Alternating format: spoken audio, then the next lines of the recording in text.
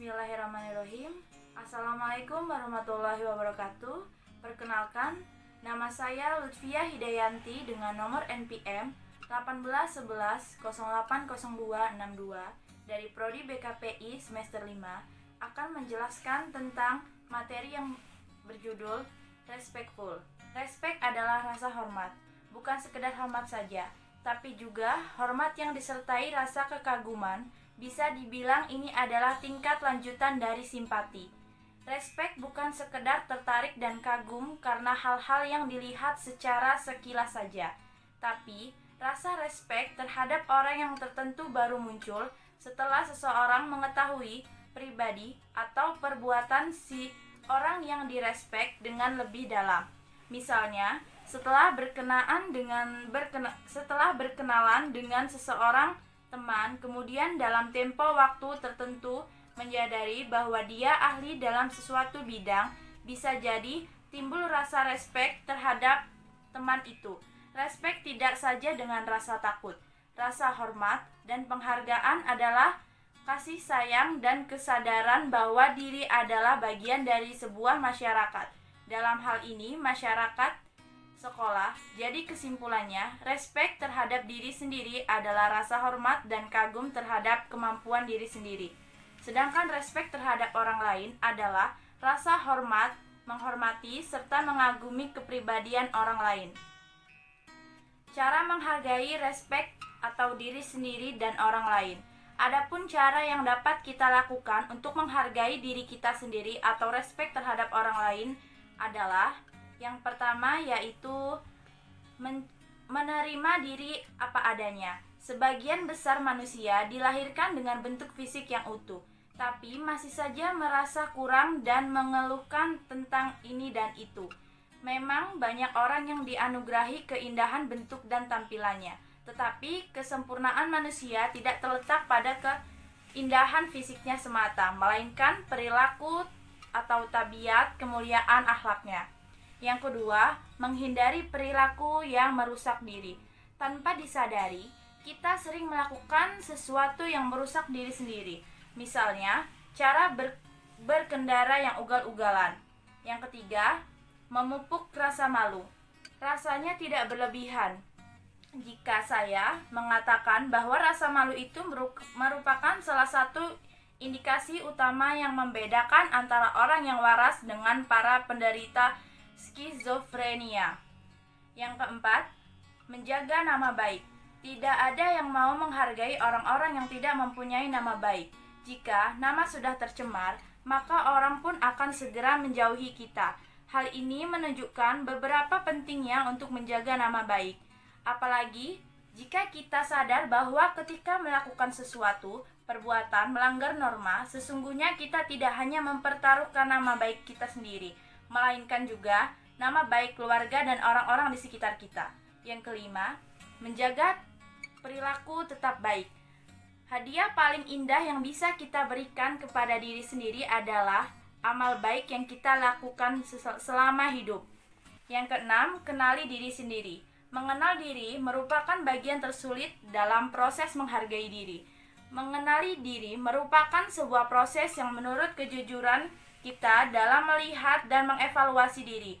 Hanya dengan kejujuran inilah kita bisa mengidentifikasi keunggulan kita dan hal-hal dalam diri kita yang masih perlu kita perbaiki ataupun kembangkan.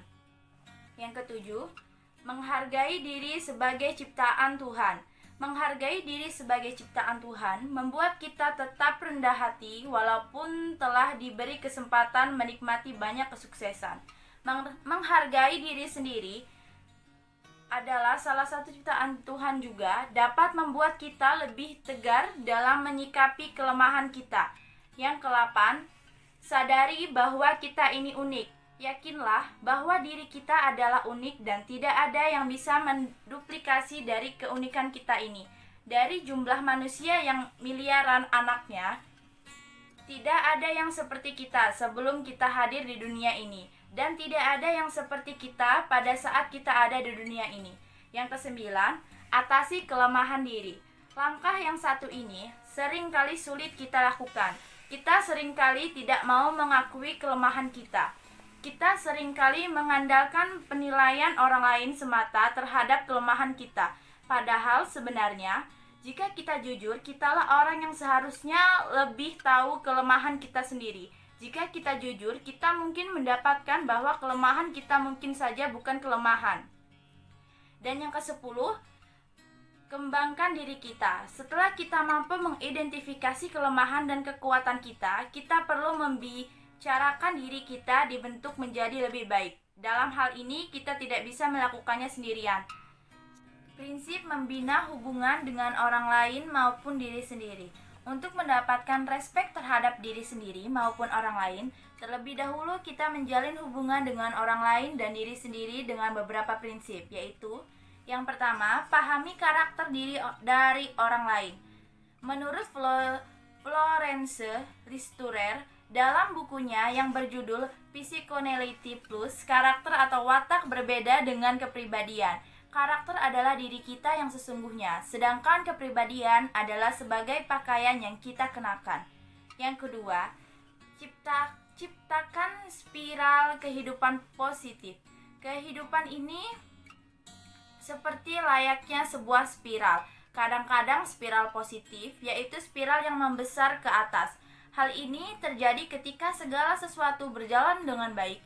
Kita menjadi semakin percaya diri dan optimis, dan hidup kita menjadi penuh berbakat. Akibatnya kita memiliki sikap yang positif terhadap orang lain dan menjadikan hubungan kita dengan orang lain menjadi lebih baik dari sebelumnya. Yang ketiga, fokus pada kekuatan bukan kelemahan. Untuk membangun hubungan yang kokoh dan berlanjut untuk masa yang panjang, kita perlu kemampuan untuk memfokuskan diri pada kekuatan kita atau kekuatan orang lain, bukan pada kelemahan. Cobalah untuk mempelajari apa yang menjadi kekuatan kita dalam berhubungan dengan orang lain. Selain itu, kita harus dapat melihat kekuatan atau hal-hal positif yang dimiliki oleh orang lain. Yang keempat, kembangkan komunikasi empatik.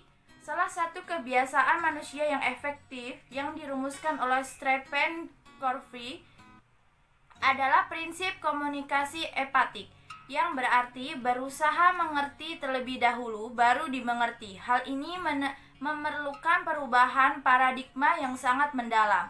Yang kelima, pujian yang tulus dan teguran yang tepat. Kita dapat membuat orang lain atau diri kita sendiri menjadi lebih baik dengan cara memberikan pujian, dorongan dari kata-kata atau guidance yang positif.